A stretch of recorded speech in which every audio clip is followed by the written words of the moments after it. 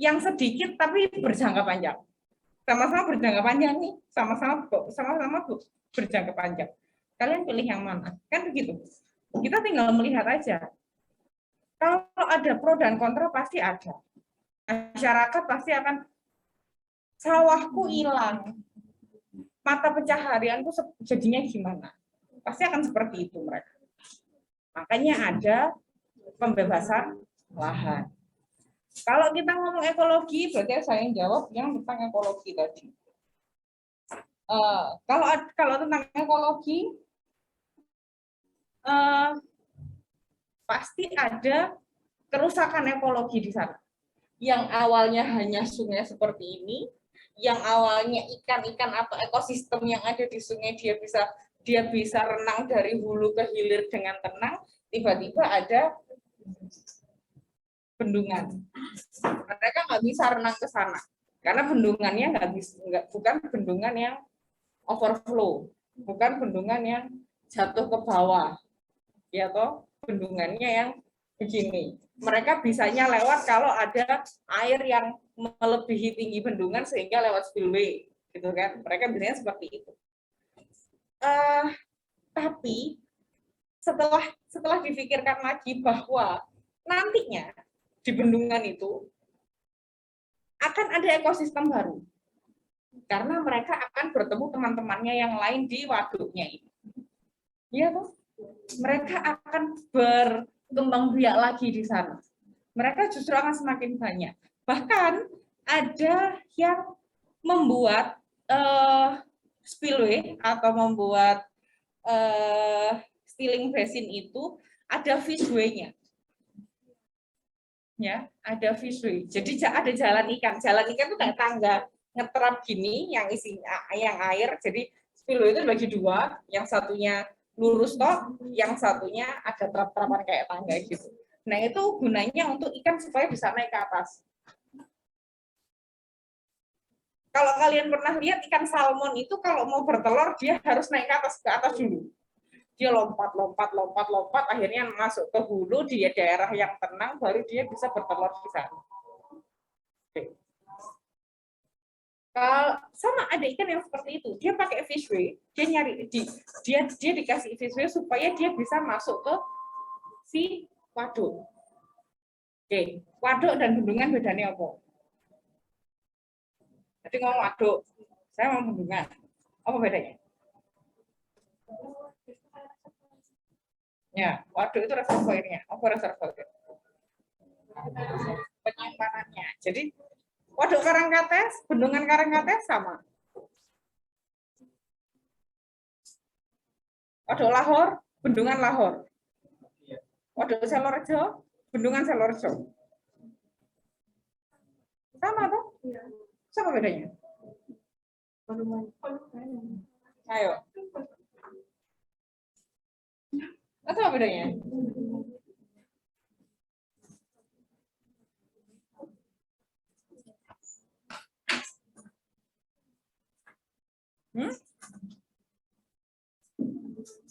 Waduk, bendungan.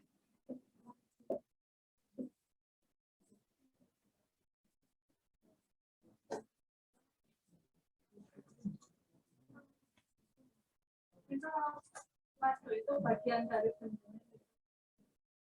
Bagian dari bendungan. Spillway juga bagian bendungan. Kenapa kok nggak bukan spillway Karangkates gitu kan?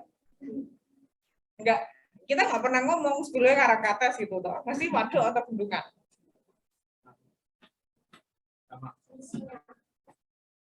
Fungsinya apa fungsinya? Waduk fungsinya apa? Bendungan fungsinya apa? Kalau waduk lebih ke menahan airnya. Kalau bendungan lebih menahan air. Waduk untuk manfaatnya.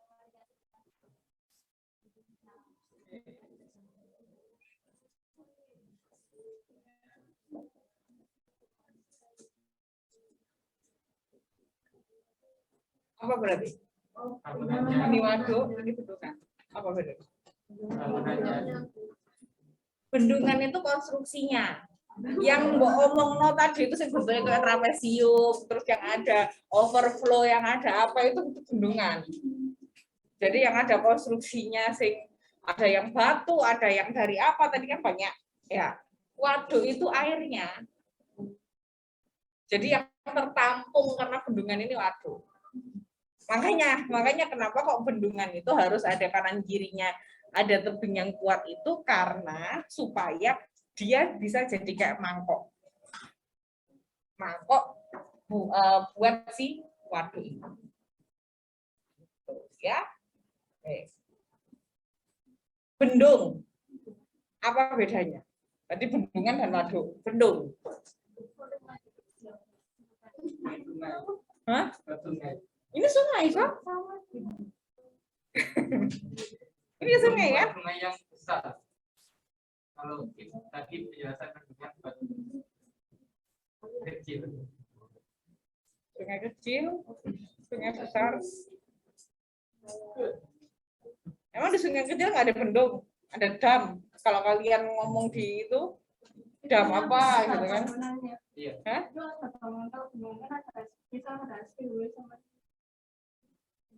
Ada bangunan ya? Enggak, bendungannya itu konstruksinya itu beda. Konstruksinya beda. Iya. Kenapa? Bedanya apa? Ayo. Kalau bendung nggak butuh itu tebing buat perkerasan. Nggak butuh tebing, oke. Bendung nggak sepenuhnya ditampung.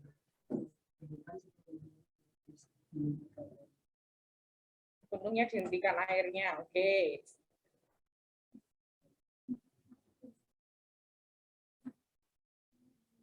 Bendung untuk mengatur volume air yang keluar. Kalau bendung lebih ke menahan. Ini kan juga menahan. Dia menahan air akan terjadi waduk sehingga air di waduk ini dia bisa jadi pengendali banjir daerah yang di bawahnya sehingga dimanfaatkan untuk air bersih, untuk irigasi, untuk perikanan gitu kan. Tapi kan dia juga menahan air. Fungsinya mungkin bukannya kalau bendungan ada Oke. itu nanti airnya itu lebih ke misalnya pesawat atau apa terus dia Jadi dari semuanya itu adalah perbedaan konstruksi. Perbedaan utamanya adalah bendungan ini adalah konstruksi yang konstruksi melintang sungai, ya, sehingga terjadilah si waduk, ya, kalau dia bisa digunakan untuk banyak tadi kan fungsinya banyak kalau si bendungan. Tapi kalau bendung dia adalah konstruksi melintang sungai yang fungsinya adalah untuk meninggikan muka air sehingga air itu bisa masuk ke intake dan mengairi daerah irigasi. Tuh. Itu bendung. Berarti kalau bangunan irigasi kemarin ya apa ceritanya? Bendung nggak tahu. Itu ya, itu bendung. Beda sama bendungan. Ya kalau bendung dia tidak perlu tebing yang kuat, betul. Satu. Kedua, bendung itu bisa ditempatkan di sepanjang aliran sungai manapun. Ya, sepanjang aliran sungai manapun, maksudnya ya dia harus tetap di tempat yang lurus. Ini wajib ini kalau ini. Maksudnya di tempat di hulu bisa, di hilir bisa, di tengah-tengah bisa, gitu kan? Dengan berbagai jenis bendung.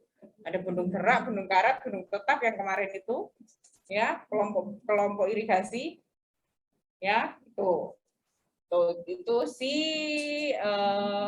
bendungan, si bendung. Kalau di bendungan ada spillway untuk mengalirkan kelebihan air. Kalau si bendung itu ada yang namanya pintu penguras. Ya, yang kalau kemarin ada pintu penguras. Kalau di sini ada spillway dia bisa, kalau tadi yang presentasi bilang ada yang di tengah-tengah, gitu ya, yang kayak corong gitu, ada yang side spillway yang di samping, ada yang di tengah. Gitu toh? Biasanya kalau yang secara umum yang ada itu di side, di samping. Side spillway. Tuh. Oke. Itu bendungan dan bendung, bedanya itu. Apa lagi tadi? Jenis-jenis spillway, kriteria penentuan dan jenis spillway seperti apa. Nah, spillway itu kalau tadi bilang bahwa harus di tanah asli. Maksudnya tanah asli itu begini. Di sini kan tebing, ya toh? Di sini tebing. Bendungan itu dibikin di yang tebingnya itu. Setelah itu tebing ini tadi ada yang digali sehingga dia kembali ke daerah di bawahnya. Maksudnya adalah seperti itu. Sungai di bawahnya. Makanya tadi dia bilang bahwa spillway itu jangan ditaruh di timbunan. Kecuali boleh taruh di timbunan, kecuali timbunan itu sudah dipadatkan dan dia bisa menahan air yang kuat. Makanya ada yang di tengah-tengah bendungan. Jadi kalau ada yang posisinya di sini, ya, ada yang posisinya di sini, ada yang posisinya di sini, ya, di luarnya dekat dia tanahnya pakai tanah asli yang di tebing itu, ada yang di samping pas di bendungan. Kalau pas di samping bendungan gini berarti dia ikut di tanah timbunannya. Kalau yang di tengah-tengah berarti dia ikut di tanah timbunan. Tergantung dari jenis tanah lokasi itu. Kalau tanahnya yang atas ini dia tidak kuat menurut uji Mektan dan lain-lain, maksudnya tanahnya gampang geser, sehingga dia mending pakai timbunan, bagusan pakai timbunan. Itu spillway, ya. Terus tadi, nah, yang menjadi catatan saya itu kalian kok nggak tahu hidrologi apa hidrolika bedanya apa? Hah? Kalian dapat hidrolika toh? Biar kelas 2. Iya. Iya. Apa bedanya hidrologi dan hidrolika? Kalau tadi yang presentasi bilang untuk manusia, semuanya untuk manusia hidrologi dan hidrolika itu. Hidrolika itu yang satunya mengatur air. Wong namanya hidro ya mengatur air semua lah. Ya, gitu. Ayo, apa bedanya? Keadaan air sama keadaan alam terhadap air sama perhitungan air pada alam. Alam terhadap air. Keadaan alam, keadaan air di alam sama perhitungan air di alam terhadap alam. Alam apa ya?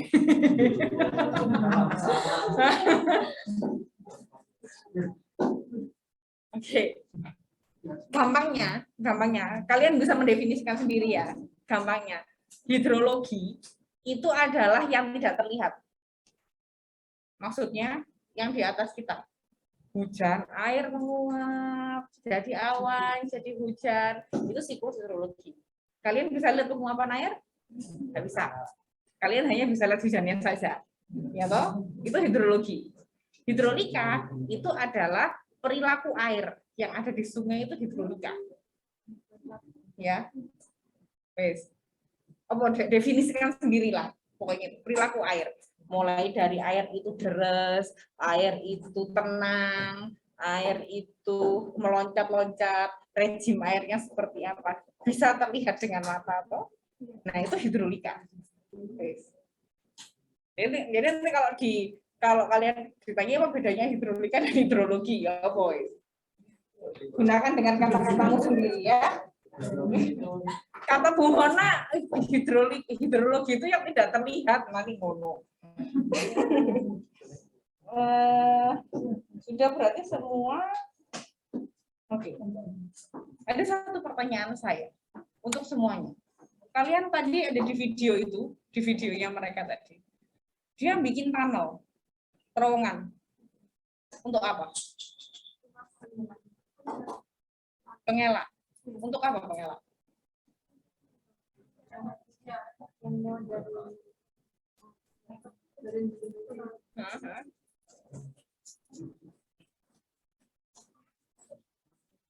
Apa?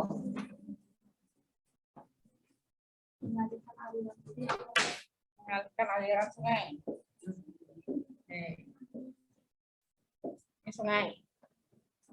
Kita mau bikin bendung di sini, bendungan di sini. Kalau kita mau bikin bendungan otomatis harus kering, ya toh. Nah, kalau kering berarti kita harus mengalirkan air itu dulu. Caranya pakai si tunnel tadi, saluran pengelak. Ya apa Bu, caranya supaya air itu bisa menggok ke sana, supaya ininya bisa kering. Tadi ada yang namanya cover dam. Yang presentasi bilang ada cover dam. Cover dam dipasang atau dibangun di sebelum bendungan, sebelum rencana Mendem. Dipasang di sini, dibangun di sini, ya, sehingga terus kita bikin tunnel, ya, kita bikin terowongan di situ, sehingga airnya menggok ke sini. Ini kering kan? Nah, ini tunnel ini dialirkan ke hilir.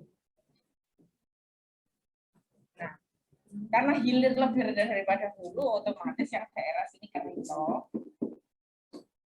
Baru dikonstruksi. Bu, kalau sudah dikonstruksi, cover dam-nya gimana? Biarin aja. Biasanya cover dam itu kalau saya potong di sini, bentuknya itu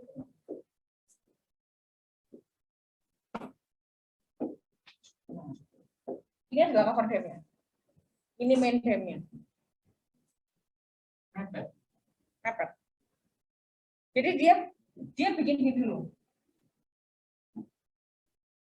Ya, dia bikin ini dulu. Dia bikin yang pertama ini dulu. Gitu ya. Setelah bikin yang pertama dia bikin ini dong. Dia bikin intinya ini kan. Otomatis dia bikin intinya dulu. Terus per layer, ditimbun per layer gitu kan caranya. Nah, ditimbun per layer. Nah, timbunan yang atas ini akhirnya kakinya itu ada di si cover dam. Cover dam-nya terbuat dari apa? Sama tanah urukan. Jadi dia menggok. Nah, intinya ini dari apa? Ya, kalau intinya ini biasanya dari steel, kalau nggak steel dari beton. Yang ini baru tanah timbunan.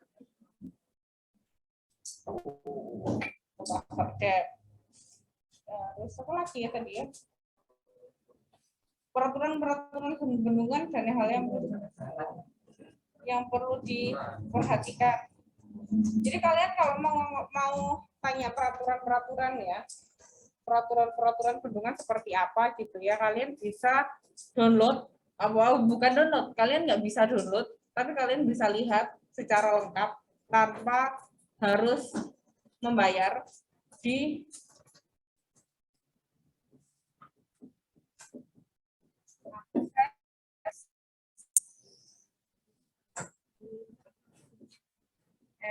SNI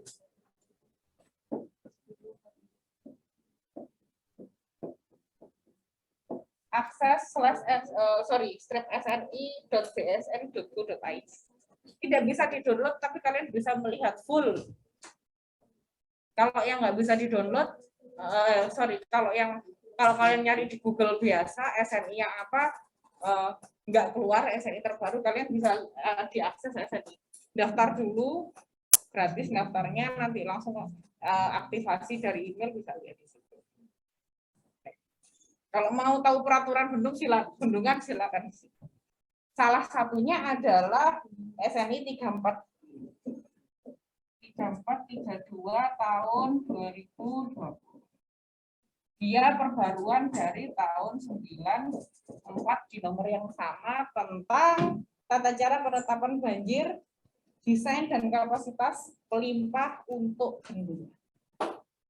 Semuanya kalian tinggal cari katanya bendungan, kalian tinggal cari transport, kalian tinggal cari irigasi, semuanya di SMA.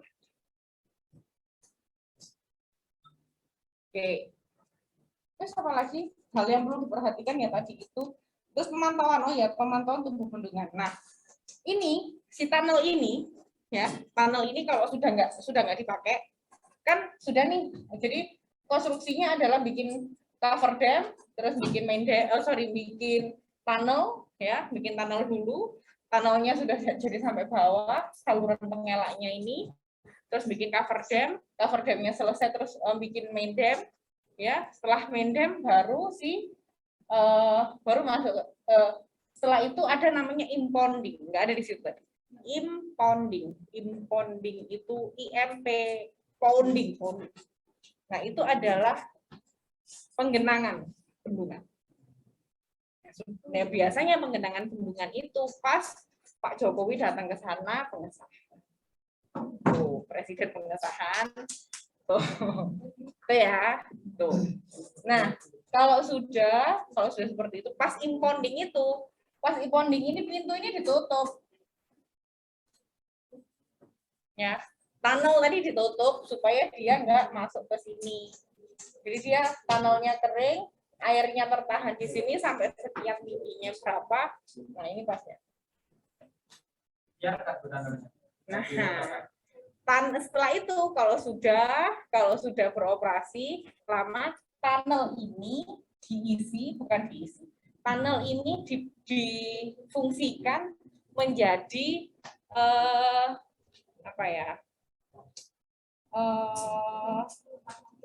pemantauan si tubuh main dam.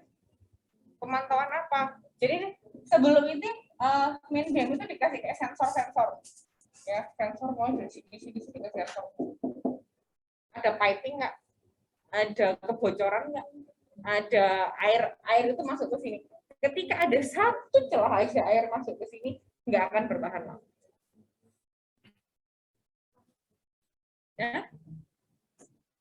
Ya.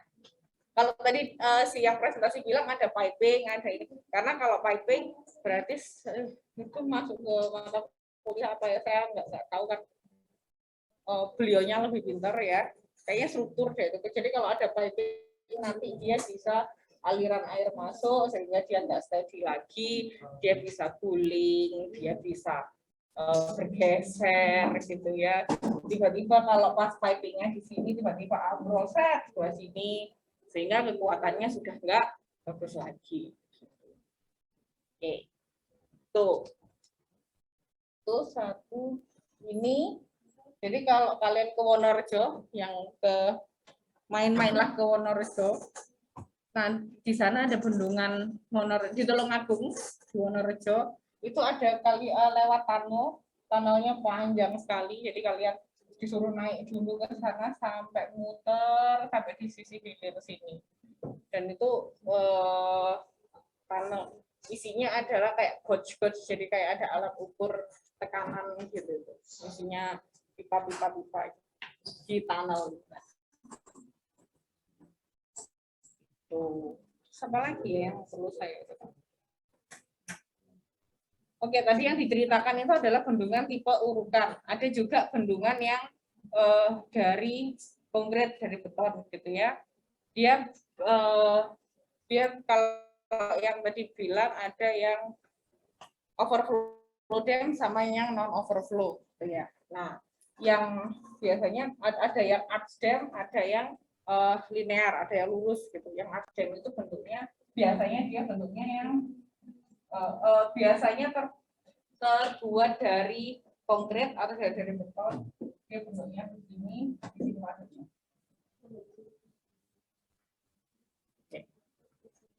Dia bisa overflow atau non overflow. Ya. Ada yang arch dam begini, tapi dia nggak overflow, tapi ternyata di bawahnya itu ada spillway-nya. Yang tadi kalau di fotonya itu kelihatan bolong-bolong itu, bolong-bolong yang air ke bawah itu spillway-nya. Oke, itu. Nah, bendungan kecil bisa dibuat PLTA atau enggak? Jenis PLTA itu banyak. Ada PLTA, pembangkit listrik tenaga air, ada PLTMH, apa? Pembangkit listrik tenaga mikro hidro. PLTMH, ada PLTPH, apa? Pembangkit listrik tenaga piko hidro. Mikro hidro, piko hidro. Yang membedakan adalah daya yang keluar, daya yang dihasilkan. Kalau PLTA dia besar pasti untuk PJB biasanya kalau yang di Karangkates. Kalau yang mikrohidro, pikohidro itu saya lupa berapa ya. Berapa yang keluar itu pokoknya dia lebih kecil daripada itu. Dia hanya memanfaatkan air yang terjun lewat spillway untuk menggerakkan generator. Itu saja. Kalau bendung kan terjun bisa pakai pikohidro biasanya. Jadi untuk lampu setempat pakai generator. Oke. Ada yang mau tanyakan? Itu kan kalau misalnya tadi itu ada katanya kan kalau misalnya ada air yang masuk itu udah bahaya, bisa menyebabkan ambil apa. Nah itu tuh cara penanggulangannya itu lagi. Geotekstil. Geotekstil. Ayo. Ya, Mbak. Kayak semen tapi tidak, Mbak. Ya.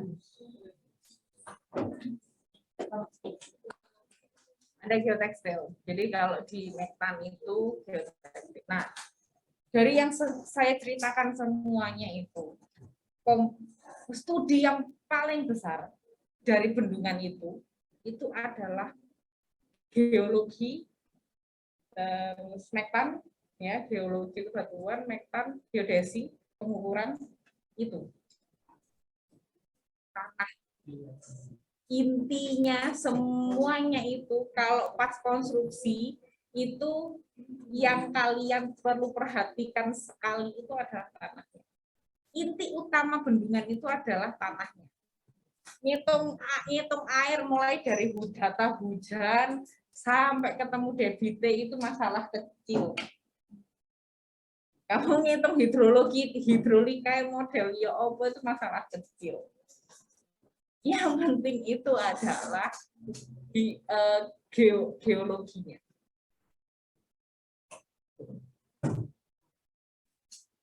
Usia guna bendungan berapa lama? 50 sampai 100 tahun. Usia guna. Berarti perencanaannya debitmu harus Q100 atau Q50. Paling nggak Q100. Kalau ulangnya harus 100. Ingat kalau ulang. Nah, kalau seperti itu, kalau di DBK kalian dikasih datanya cuma 10 tahun untuk ngitung Q10, Q25, gitu kan? Punya range data adalah cuma 10 tahun. Tapi kalau kalian sudah sampai Q100, jangan pakai 10 tahun. Palingnya pakai 15 atau 20 tahun. Lebih dari 10 tahun. Supaya apa? Supaya tingkat kepercayaan datamu semakin tinggi. Karena kan nanti data hujan itu, kalau data hujan ya, kalian hitung, dilihat dulu, kalau datanya ada yang hilang, berarti pakai perhitungan data hilang. Ya toh. Habis data hilang, diuji konsistensi. Habis diuji konsistensi, ada lagi uji yang namanya uji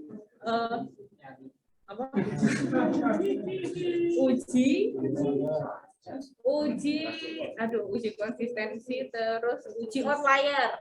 Nggak tahu toh. Uji outlier itu kalian punya data setelah dikonsistensi, datanya itu diuji outlier. Uji outlier itu dia punya batas atas sama batas bawah. Ada nggak datamu yang kelebihan dari batas atas atau di bawahnya batas bawah? Kalau ada yang kelebihan berarti uji konsistensimu salah. Balik nang uji konsistensi lagi. Itu uji outlier itu namanya. Kalau yang uji outliernya banyak yang seperti itu, berarti data yang outlier kalau hanya cuma 1 atau 2 itu bisa kita abaikan. 2 data itu bisa kita abaikan. Itu uji outlier. Ya. Setelah diuji outlier, masuk ke metode Gumbel, nyari curah hujan rancangan. Gumbel, log persen, normal, log normal gitu. Ya. Setelah dihitung ada R 5, 10, 20 sampai 100, ya kalian uji lagi pakai Smirnov, Kolmogorov, D-square, ya toh. Murna kok apal bendino mengantuku soalnya. Ya, ngitung tema mahasiswa aku sampai salah itu apal saya di luar kepala. Habis uji sesuai D-square Smirnov, Kolmogorov sudah sesuai dengan metode Gumbel atau log persen, kita masuk yang namanya perhitungan debit banjir rancangan. Kalau di DPK kalian pakai ya toh 0,2778, 0,002778 tergantung A-nya gitu kan, pakai hektar atau kilometer ya toh. Nah, ini metode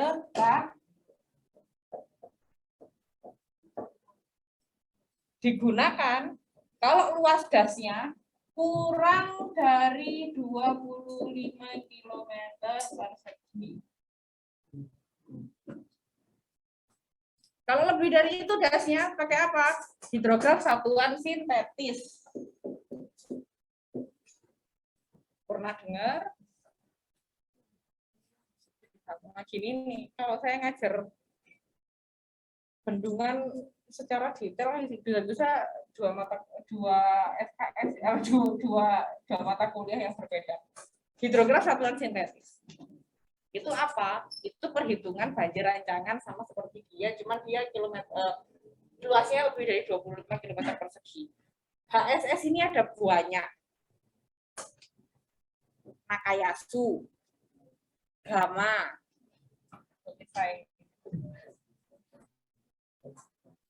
Nakayasu, Gama, Limantara. Metode lo ini ya, model tank.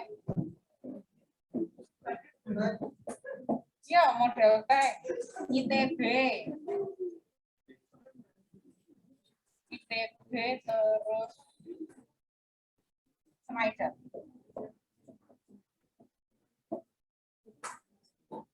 Dan masih banyak lagi sebenarnya. Ya, masih banyak. Cuman yang sering dipakai adalah ini.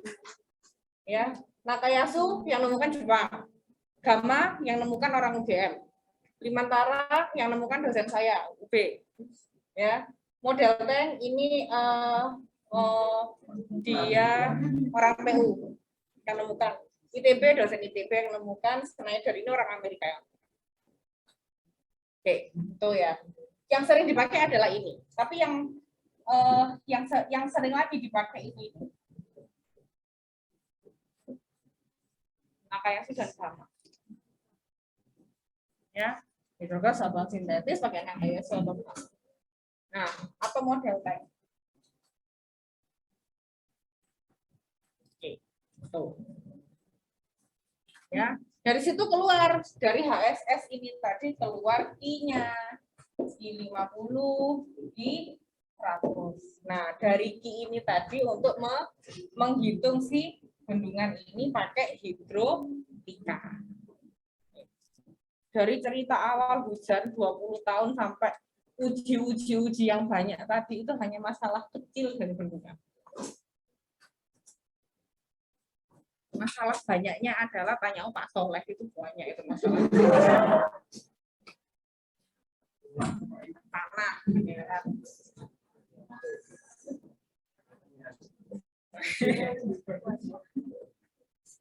Oke, ya. Ada yang mau tanyakan lagi? Sudah? Sudah? Kalau sudah, nah, kalian kelas 3, saran saya kalian sudah harus memikirkan skripsi mulai sekarang. Ya kan? Tempat PKL-nya di mana? Semester, oh enggak, tahun depan ya, semester depan ya. Semester depan kan PKL. PKL sekalian mikir skripsi, ya. Kalau kalian skripsinya mau air, ya, karena saya dosen air, oh cecep nomor 1 dong. Ya. Karena saya dosen air, kalau kalian skripsinya mau pakai yang HSS, nanti bisa tanya sama saya aja. Kalau yang lah kan tergantung kilometermu berapa, luasmu, nanya. Tapi kalau cuman perhitungan drainase di perumahan apa ya pakai CIA. Tapi kalau kalian perhitungan banjir rancangan di das apa, nah itu baru pakai hidrometer.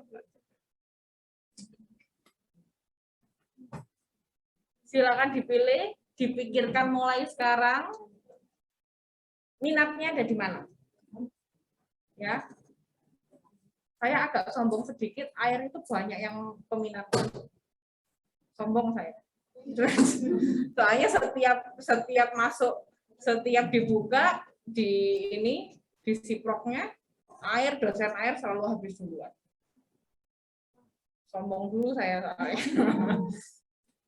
Yang paling terakhir habisnya yang saya yang jawab.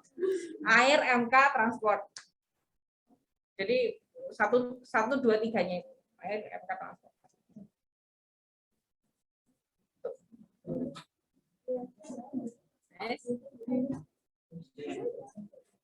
Yang penting minatnya dulu ada di mana, wes? Minatnya dulu di mana? Saya mau transport, tapi wedi ambek Pak Iki, ambek Bu Iki gitu kan. Saya pengen struktur, tapi dosennya medeni kabeh gitu kan. Yang penting pengen aja dulu di mana. Dosen pilih-pilih dulu. Pengen ada di mana sih? Kalau kalian bingung, saya itu mau transport, tapi nggak ngerti judulnya apa. Ke dosennya bersangkutan. Bu, saya mau skripsi transport, tapi saya bingung mau apa ya, Bu. Yang enak apa ya, Bu? Beliau pasti punya ide. Pengen air juga gitu. Bu Winda, Bu, saya pengen air, tapi saya bingung apa. Dia akan ditanya, kamu maunya apa? Irigasi, drainase, air bersih, kan gitu.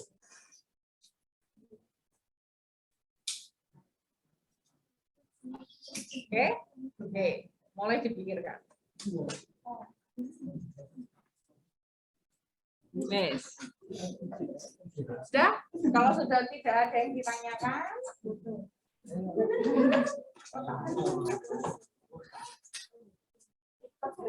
kita akhiri dulu.